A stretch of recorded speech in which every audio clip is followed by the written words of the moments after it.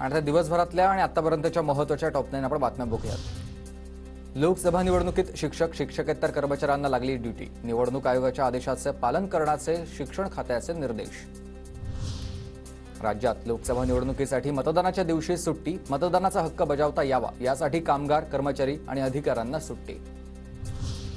मार्च महिन्यातच राज्यात पुन्हा भीषण दुष्काळाची चाहूल। राज्यातील एकूण धरणांपैकी 20% जलसाठे पूर्णपणे कोरडे ठाक। राज्यात एकूण 40.72% पाणीसाठा शिल्लक। मराठवाड्यातील नागरिकांवर पाणी टंचाईचं संकट। मराठवाड्यातील पाण्याची पातळी खालावली। संभाजीनगर शहराला 10 ते 12 दिवसांनी पाणीपुरवठा।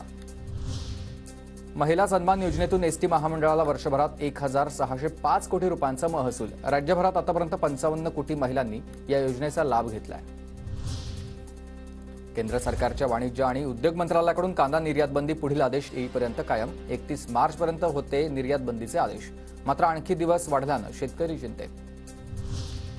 लोकसभा निवडणुकांमुळे सीईटीसह विविध प्रवेश परीक्षांच्या वेळापत्रकात बदल। 16 आणि 30 एप्रिलमध्ये होणाऱ्या परीक्षा पुढे ढकलण्यात आल्या। सीईटी सेलकडून वेळापत्रक जाहीर करण्यात आलं। बाबासाहेब आंबेडकर मराठवाडा विद्यापीठात 1,52,000 विद्यार्थी नापास। विद्यापीठातील विविध विभाग आणि संलग्न महाविद्यालयातील 3,55,869 विद्यार्थ्यांनी दिली होती परीक्षा। जानेवारी आणि फेब्रुवारी महिन्यामध्ये राज्य महामार्गाच्या तुलनेत राष्ट्रीय महामार्गावर दुप्पट अपघात। 802 अपघातांमध्ये 1,418 जणांचा मृत्यू।